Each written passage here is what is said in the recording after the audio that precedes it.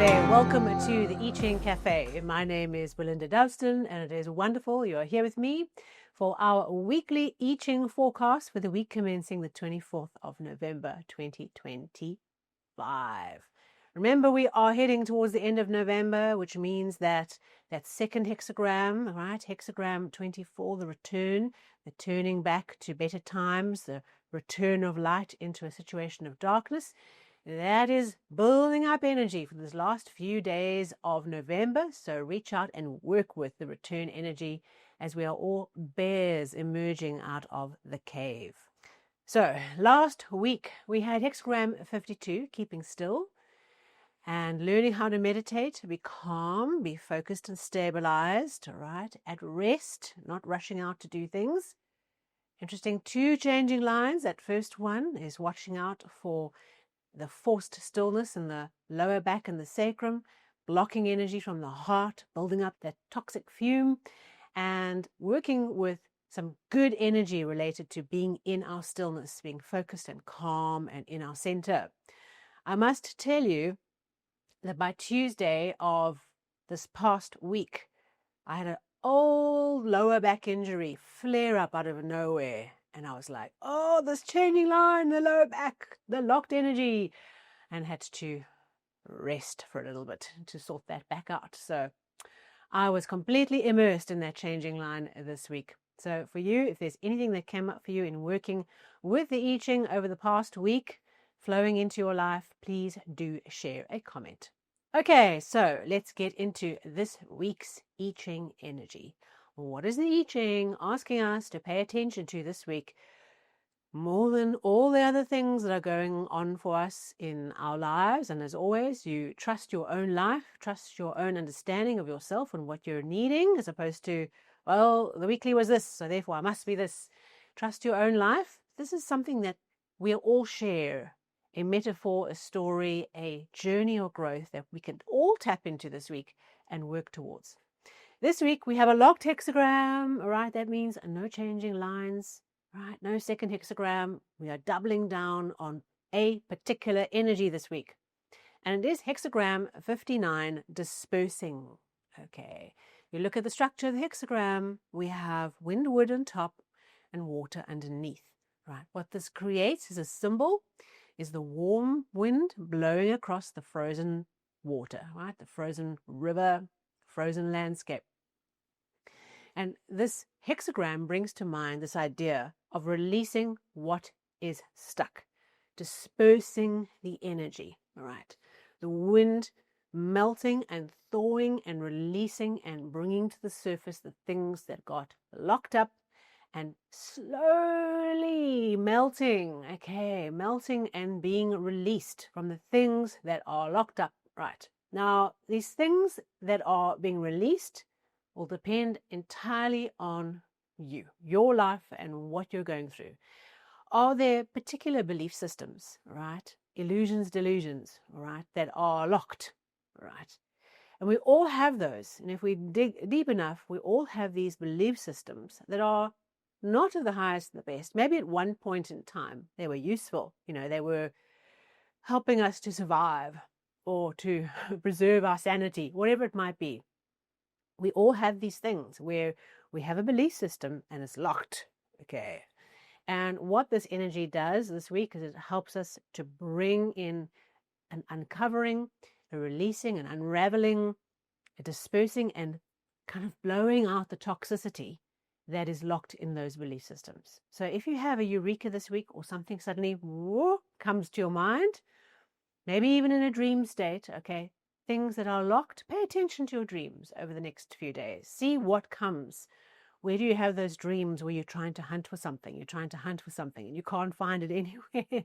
All right, those types of things where we have these things locked up, right? We dispel the illusions, we dispel the stuck thought forms, the belief systems, the emotions, because water as a symbol is like emotional. So you might find that part of this week, it is an emotional week. There are emotions that come to the surface as they start being released. And it's a healing process, right? Whenever we go through some kind of healing endeavor, even if it's fasting and a detox or whatever, your body goes through a healing crisis. If you've been for energy healing even, you know that, 24 to 48 hours later, wow, weird things happen. Your body is releasing that process, that energy that's been held in the cells, okay, that toxicity that's being locked up in the water, right? And we release the waters. Maybe a great idea to hydrate more this week and give ourselves that energetic flow and cleansing. So we work with this idea of releasing the toxicity, releasing what is locked up, releasing the things that we've held on to, the things that we are locked on, okay? And wherever we feel that lock, okay, or that fixation, or that obsession, or that fundamentalism in our character, that's where we need to let this hexagram guide us. It's a wonderful hexagram to dispel and break up things, to gently move things forward, and to get to somewhere because we are in our power. This is not a hexagram where we just kind of let the dispelling happen. It's actually a hexagram where, if you read the text, it encourages us to be kingly, to be in our power, to be calm, to look after the people, to hold the space, and to let the kind of melt just happen and support that process, okay? So this is not a passive energy. It might seem that way, the warm wind blowing over the frozen lake. No, this is being in our power and being in our king self, all right, our queen self, that we hold the space, we are regal, we are principled, we are calm, and we hold the energy of the people around us, our team, our families. We go and we cross the great water, as the I Ching text talks about. We go and we undertake the challenge. This is a week where we have this energy that blockages that were preventing us from moving forward on certain things start to ease up, start to melt and release. And we don't just sit there and watch the big melt happen. We step into the river. Okay, now that the river is passable, think of like a river that's frozen in winter. And we start to get this thaw. And the moment we are able to, where it's safe to cross, we are going to undertake the crossing. Even if the crossing is challenging, we're going to do it. So this is a week where, if we lean into our power and we lean into being kingly, queenly, and guiding and supporting the people around us, right? Being in our center, undertaking the challenge, going for it. These are energies that are going to help us achieve some wonderful thing this week. Because as much as we might see, dispelling illusions and blocks and releasing things, the healing crisis, I was going to be lying flat on my back all week recovering. Actually, we're in our power and we're doing, right? We are crossing, we are undertaking the challenge, we are shepherding our people with us, and we are going for it. So, an inner obstacle released through the external supportive process of getting it out, releasing it, thawing out whatever's locked. Look for those little things where suddenly something that was difficult, bloop, suddenly feels easier to maneuver. Okay, that is the energy gently releasing. And so, because it's a locked hexagram, there are no changing lines, there's no second hexagram. It's all about doubling down our focus this week on being the warm wind, on the obstacle, undertaking the challenge, being the king or queen, all right, being regal and going for it, undertaking the challenge, all right, knowing that things that were perhaps out of reach, doors that seemed closed or difficult to open, start easing up this week as we release the energy.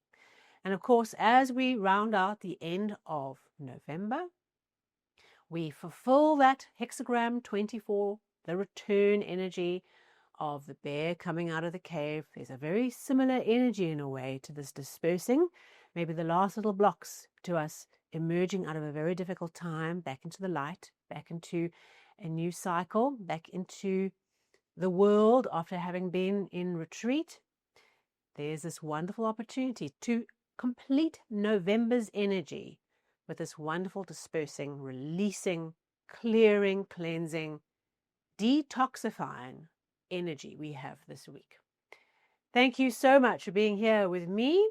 If you liked or found this valuable, thumbs up, please. That would be great. And of course, comments. We love comments.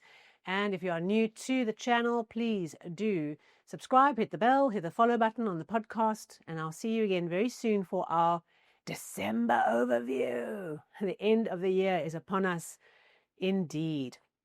Thank you so much, and I look forward to seeing you soon.